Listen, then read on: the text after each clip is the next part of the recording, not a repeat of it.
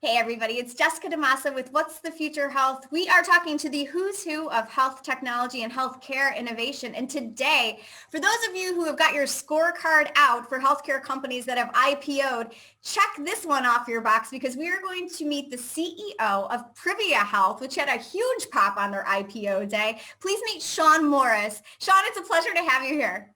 Thank you, Jessica. It's good to speak with you. We're excited to hear about the details behind the IPO, but before we do that, can you just please, for our audience, introduce us to Privia Health? Because if they're out there like me and they're reading any of the information about the IPO day, you guys went out, priced at 23, opened at 30, closed at 34.75. So it was a huge day, and there's all of this press out there, and it's like, I can't get a beat on exactly what Privia does. I've seen physician enablement company, which could be just about anything. I've also seen medical group. So I feel like you're somewhere in between, but straight out of the CEO's mouth, Shawn, what do you guys do over there? Yeah, great. Thanks, Jessica. It's interesting because the sector's relatively new. Probably, you've seen some companies go, which I know you follow, go public, right? There's probably some, there's definitely more coming. We all know each other. I would say we compete around the fringes. It's funny because we always say we're a tech-driven physician enablement organization. So really what that means, think about it from a consumer's perspective and think about it from a doctor's perspective. Okay. What we desire to do is we form, as you mentioned, large medical groups. We do it at scale. We move into a market. We call it a land and expand strategy. So we find an anchor group. We then grow that group. And we're not interested in just having, 10,000 Medicare Advantage lives amongst a handful of docs. What we want to do is we use existing assets that are already in the ecosystem in that market. They have full panels of patients. So when I say full panels, they're covering commercial all the way to Medicare Advantage, traditional Medicare, Medicaid, so all that. And then we take that, we enable them into one group. So we organize them into one group. We wrap kind of platform style services through a management services organization.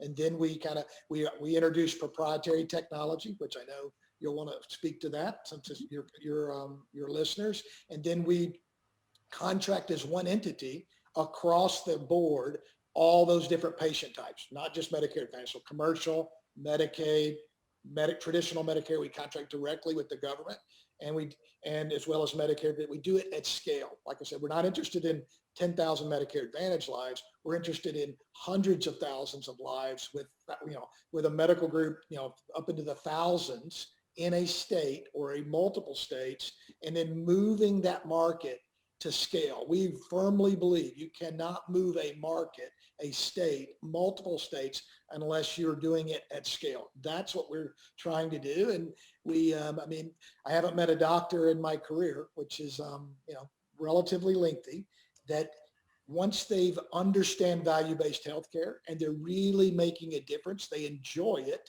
but they don't want to do it in one product. They want to do it with all their patients because they feel they went to medical school to take care of people. They don't want to just do one product or one cohort of patient. They want to provide the lowest cost, the highest quality, provide a differentiated experience. We can get into what that means because we utilize lots of technology to do that. And the last thing I would say, we really at Privia Health believe you cannot reach that of what the industry calls the triple aim unless you achieve the quadruple aim. And the fourth leg of that, that stool is how do you improve well-being of the doctor and provider? And that's not just financial. Obviously, there's a financial component, but I think COVID showed the country, last year. It's, how do you, without physicians, what would we have done last year?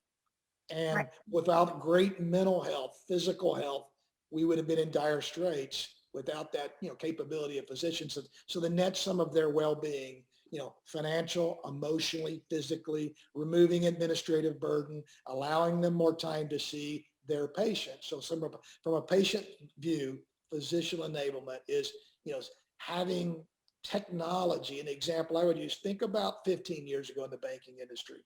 We all, maybe 20, we used to walk into a bank. We did all our banking face to face. And we never do that anymore. Now, healthcare will never get to that level, but there is no doubt there's going to be, COVID showed us what we can do virtually. COVID, I think there's going to be lots of remote monitoring, lots of engagement between a consumer and a doctor, that patient-doctor relationship being the most critical relationship in healthcare. And I think that is going to grow. So as a consumer, I want to have an engaged doctor in my health, and I want them enabled by technology. I want them enabled by great talent that's around them, and I want great workflow and process. And I want them to engage me in my health to take the best care I can, but I also want them to meet me how I want to be met. So that's kind of long-winded story. It's not. It's a good story. So we're going to unpack it here. And so okay. So I'm hearing a couple different things. So you guys go in, you land in an area, in a state, you organize the doctors, you aggregate them, you bring them together, you create a medical group, you wrap a whole bunch of technology around them, and then you wrap like a relationship management kind of piece to it. So you guys are negotiating contracts with CMS, like you said, or with commercial payers, covering that whole space. And don't think it's lost on our health tech investor scorecard over there that we're talking about Oak Street Health a little bit. Everybody follows that one as well. But so you guys go in there and you're working that entire spread of patients, model agnostic, payer model agnostic. And then the aim is to move them into a value-based care model. So that's what I've got. Is that right? That is correct. All right. That's so simple. So simple. So let's hey, So let's talk about some of the pieces of this, because I just want to dive in on, like obviously whenever a company has such a successful IPO, I mean, there's a lot of value that people are seeing in this. And anytime we start to talk about value-based care, especially value-based care at scale, there's a lot of there's some eye rolling, because people wonder, can that model really scale? Can it really scale nationwide? And so I'd love to hear your thoughts on that, because I think it does get some hard knocks. And so is that criticism fair, you think, of value-based care? Or do you really, you must see the potential in being able to roll it out nationwide. Otherwise you wouldn't stake your business on it, but you guys aren't there yet. So talk to me about that and your thoughts on scaling this out nationally. No, I think from your listeners' perspective, the reason they have that, I guess, that thought about, can this scale? No one's ever done it. And maybe they have, maybe that, but that's a debatable point. The reason I was attracted to Privia, I ran, one of the largest Medicare Advantage companies for 13 years, worked my way up, left as the president. We raised capital, we took it public, Cigna bought it, and we grew it to, I think, fourth or fifth largest one. It was built around doctors, teaching them how to take risk. And there's all kinds of, and we could unpack that. Everybody today. Yeah, because Shawn, say more about that, because I think that's the thing here. It's like, I'd love to hear that, because I would imagine your strategy there is tied very much to how do you get the doctors to take on the risk. And so it's like, even some of the numbers I've read about Privia, 3 million patients, and it's like 700,000 of them, around less than a third, are actually in a value-based care model right now. So how do you help these physicians make that transition? Because I think that there's a lot of devil in those details. And so I'd love to hear how you're planning on doing it. Yeah, we're about 65% today, what the industry would term fee-for-service, 35% value-based. If you look at our care margin, all in our S1, that's about the split. Okay. And a great example there is, look at the Virginia market. The Virginia market is, if you look at it statewide, you go from Northern Virginia, very it's centered around the District of Columbia, not a lot of traditional value-based care, a little heavier fee-for-service. It is a fee-for-service market, not a lot of density from a Medicare Advantage perspective in traditional Medicare Advantage, which tends to drive value-based. That's where our peer groups tend to stake their stake, is I'm going to do it in Medicare Advantage. Mm-hmm. And that's kind of the ones that are public today are doing that. I think there's probably some coming that's doing some MSSP, other governmental, and then there's a lot of people talking about direct contracting, which doesn't even exist, which is, they're getting big pops on their stock and nobody's even doing it yet. So that's a whole, but it's because the market is valuing our peer sector on gross revenue multiples. I'm not saying that's wrong or that's right. That's the way the market is valuing. But really, when you step back, I mean, Medicare Advantage has existed for 30 years. Medical groups taking risk on Medicare Advantage it has existed for probably 20, 25 years. Go to South Florida, go to Southern Yes. California, go to Texas, nothing new. IPAs have existed for 25 years. I've built over 200 of them. I lost count a long time ago that took risk with doctors. So nothing new there. But so go to our Virginia market. It's very different from top to bottom. So you need to, and doctors, when they enter, we attract a doctor that wants to move deeper into value-based care. I mean, that's our average age is, call it, I don't know, 50-ish or late 40s, early 50s. They have a much longer time to practice. I think they're probably comfortable in their practice. They still like the fact that they're independent. And this works whether they're independent or employed. We have both. Okay. But I think they're a little more risk tolerant. You know, they're more comfortable seeing chronic patients and so forth. But a lot of them don't have the contracts. They don't know what a really good value-based contract is. They don't know how to negotiate it.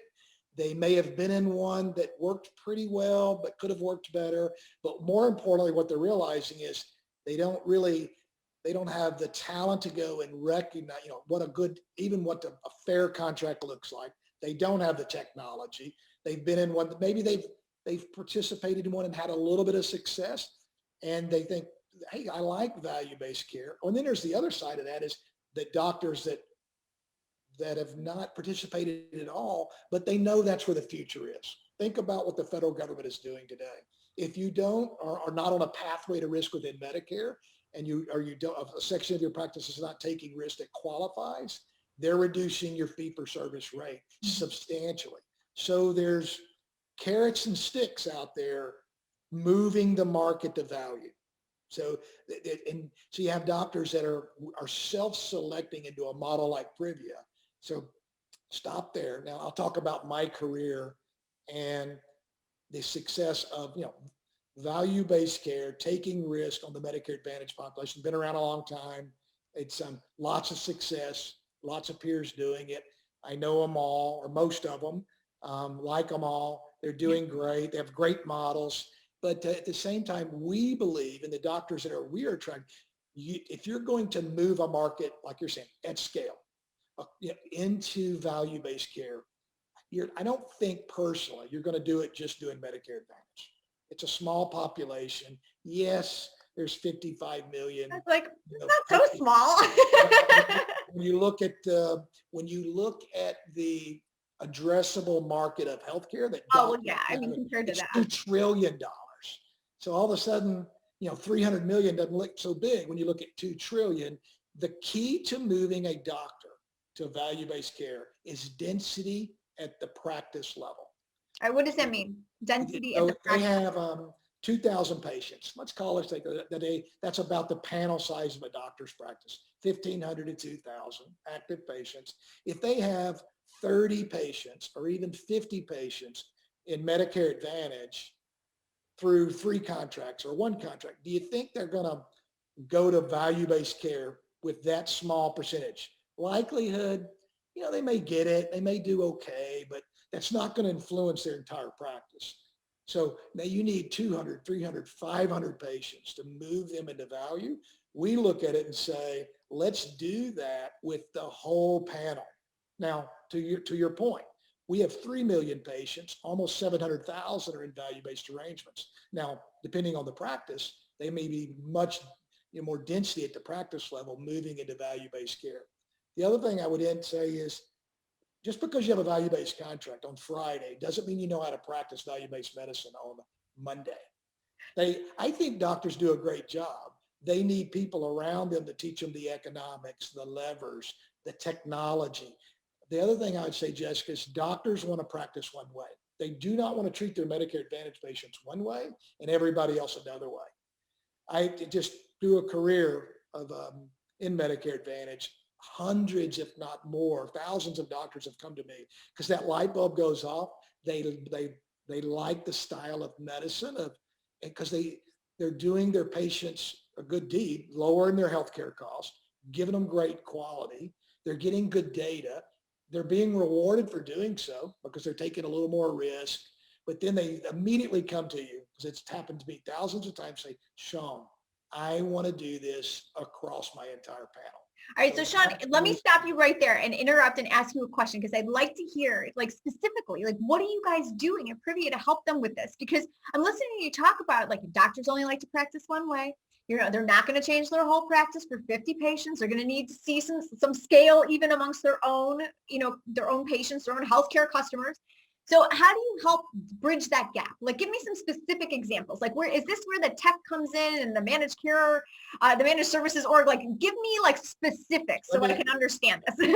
Let me start a little high level. We'll dig into that. How about Awesome, that? go. So our strategy, we like to say and I think any great company eventually has to have a simple strategy that people can understand, but it also has to be kind of elegant enough that people can't replicate it easily. And that's what I think we're doing. So the ability to land in a market, grow that group from like in Virginia, we started with 4 doctors. That group today, almost 1,200 providers. Wow. So it's lots of scale. We have over 300 locations roughly in the Virginia, Maryland, DC market. So lots of density. The likelihood if you live there, there's a pretty good likelihood you know Privia, you've experienced them in some way, virtually or in person. So we want to build great density. We did the same thing in Georgia. Started with 15 doctors that was in a health system that wanted to go be independent physicians. That group today, 400 or so. Texas, 2 groups, 600. Florida, we did it with a health system.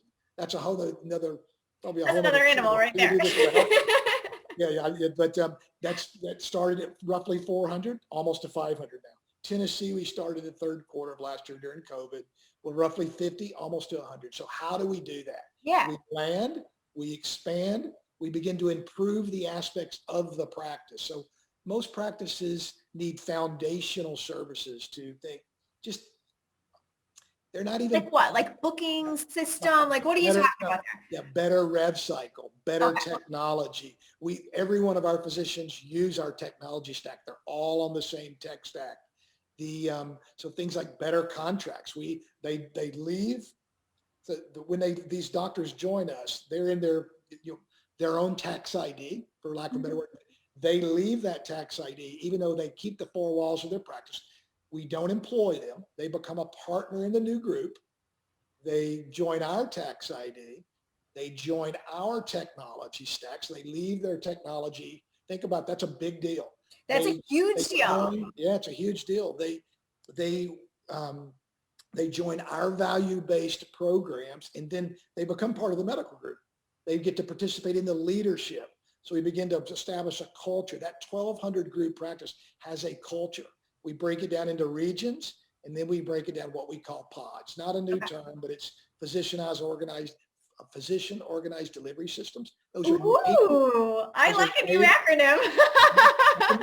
It's been around for a decade or so, but think about that as a group of doctors in a neighborhood, all on the same tech stack, kind of same payer group, really looking at patients differently, looking at data on those patients, and then they're kind of very transparently. How's their ER rate? How's their admission rate? How are they on vaccination rates? How are they on gap closure? And then when they're back at their office at the point of care, our tech stack is reinforcing that. Okay. So it allows them to see when there's an attributed patient, a value-based live in their practice. It's teeing things up like care gaps. It's teeing things up like RAF reminders, suspect conditions, referral by product, by payer. What's the referrals look like for cost of care? And then, it's access. You see them virtually or in person. Then there's a lot that happens after the fact. So I'll give you a perfect example. They see a new diabetic. They talk about that. The test comes back. So there's what we call health engines in the platform FHIR. Then there's videos and educational that goes out to the patient in the doctor's name, however that patient is chosen to be communicated with the patient. It Okay. could be text, it could be email. So I think it's just gets back to engaging that patient, but doing it across every cohort. And you're obviously, our intent is to grow that 3 million, grow the, more of the 7 into the 3. And it's one lever of how, I guess through taking more upside contracts, risk contracts, all those variations of value-based. And if they do a good job, then our philosophy is some of the savings should accrue to the doctor. And then we have a share in that. That's how Privia Health Group is paid. Okay, got it. All right. I want to ask a little bit more about that tech stack, just because I know I'm going to have some viewers out there who are going to be curious to hear a little bit more about what you got running under the hood there. Are you guys building your own technology? Is it completely, proprietary, built by you? Are you buying? Are you borrowing? Are you stealing? What are you doing? No stealing. All right, I'm joking. So about 90% of our physicians are sitting on an Athena type platform. Okay. We're not Athena. We're not a reseller of Athena. About 10% are on NextGen today. We have some health systems talking to us. Could we do the same thing on Epic? Yeah. It's a matter of capital and time and talent. So, but today, that's the way it breaks out. On the other side of the API, we have developed an entire proprietary stack. So like 3 years ago, example, we built all of our own virtual capabilities. But everything we built, for instance, our own Find a Doctor. We built online scheduling. We built these health engines that are firing based on diagnosis. But it's how a doctor practices at the point of care, patient agnostic, and we think it drives workflow. So remember, we don't buy doctors, so we can't go tell them, not that you could tell them even if you employ them, this is the way you're going to practice. We're influencing the way they practice with technology and workflow, and we're doing it at the point of care with the intent, obviously, to lower medical costs, improve quality, give the patient an experience that they're not experiencing somewhere else. So think about that meeting the patient how they want to be met with their doctor, and then doing so that in a more of a capital efficient manner. We own all of everything but to your point, we either build it, we buy it, or we partner with people that have best in class tools, and we integrate those then into the tech stack. And if you had to build it, it would probably be at least 30 different single point solutions that sit on top of a regular, whatever the doctor's using from an EMR perspective. And because doctors want to practice that one way. I want to talk about the doctors, because you must be doing something right there, because you guys are incredibly sticky. People come into Privia and do not leave. I think I saw a number like 95%. Is that right? Like your retention rate for the physicians that are involved, that become part of the Privia Health, I don't know if you call it a network, but like it was 95%. Is that the number that I saw? It was like a high 90s number of the physicians that stick around.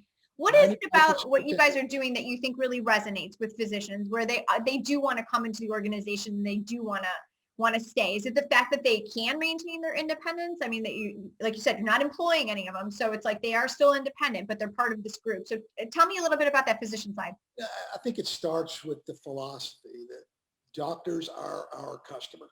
The community doctor, whether they're employed or they're independent, it is our customer. It's our primary customer. And, we have health systems that are partners. Of course, we align with payers that are taking us into new markets, and we have greater, relationship and contracts with them. And now I've got new customers that are public stakeholders and shareholders. So, but our primary customer is the doctor. 600 Privians go to work every day thinking, I'm going to support my, these 2,770 physicians that have signed up. We do all our own implementations. We do, we have a care management team that sits in the background on the same tech stack that the doctors are working on every day, that the patients have access to virtually, and all those things. So I think it starts with a philosophy of the doctor is our customer. Second is, how do we, it will never be perfect at this, but how do we become operationally excellent in supporting the doctor and their care team and the other providers in that 4 walls of that practice? And then, kind of what tools then can we bring, tools, workflow, talent, whatever you want to call it, to I guess help sometimes simplify their life, reducing administrative burden.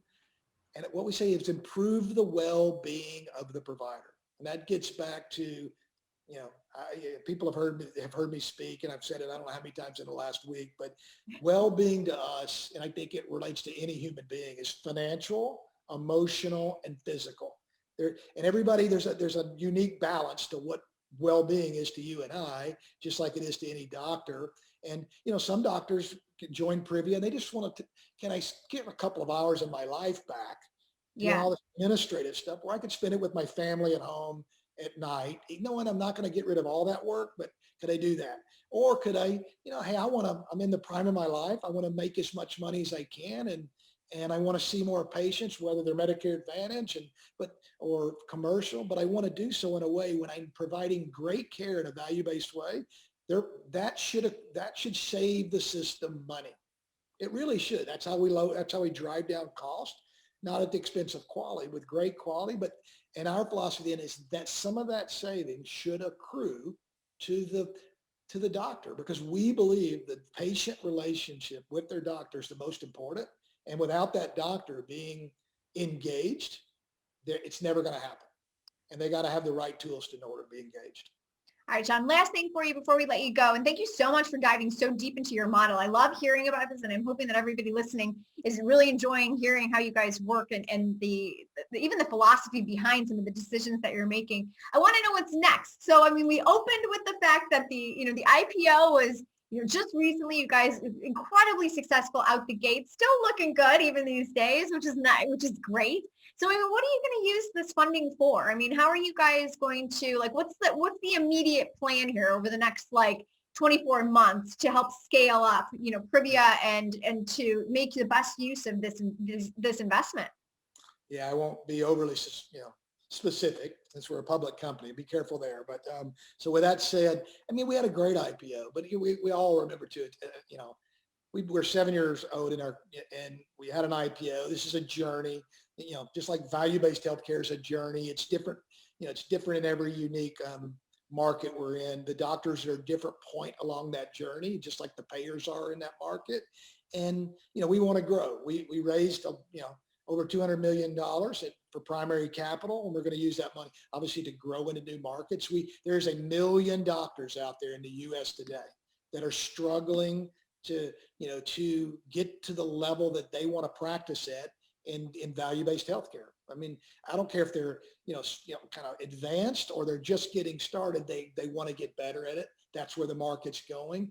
That's the type of physician is reaching into our organization and wants to be part of it. The second is, in order to do so, we're going to have capabilities. It can be technology. It's obviously going to be talent, and it gets back to that build, partner, buy the technology and the workflow components to remove that burden, help that doctor out, and then and last but not least, the primary capital we put on the balance sheet to grow, and it's all great. The other things I think an IPO allows you to do, is interviews like this.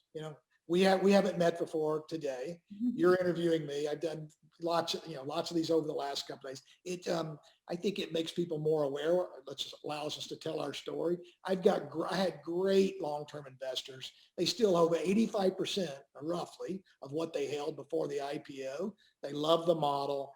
And it's Goldman Sachs and Pamplona funds are sitting out there, and they want us to grow. And so the awareness of what we're doing, and we've never had to raise capital, when we got our initial stake. So we're out telling the story. It makes us more visible, and we're an independent company still. We're out there kind of to grow. We're payer agnostic, and we've got lots of great payer partners that want to take us into new markets, and that's what we're going to do. Profitable. I mean, this, it's all blue ocean from here for you. I wish it were that easy. We have to we make it sound kind of easy. I mean, and truly, I appreciate you stopping by today and telling us about the business, because I feel like, I mean, I'm somebody, full disclosure, believe in the value of value-based care. And so I love hearing about companies that are really trying to focus on integrating that into their model and helping support physicians and build practices that are able to do that. I love talking to technology companies that support that as well, but it's like, it's going to take everybody to change things. And it's nice to hear a good story and hear a good company that's made some headway in this space already and is poised to make even more of an impact. So congratulations. All right, thank you, Jessica. Great Shawn talk. Morris, CEO of Privia Health. It has been a pleasure to speak with you here today. Thank you again for dropping by. All right, thank you. Thank you. I'm Jessica DeMassa. For more interviews with the who's who of health innovation, please stop over and visit my YouTube channel. That is youtube.com/WTF Health. We will be back with another episode soon. Talk to you guys. Bye.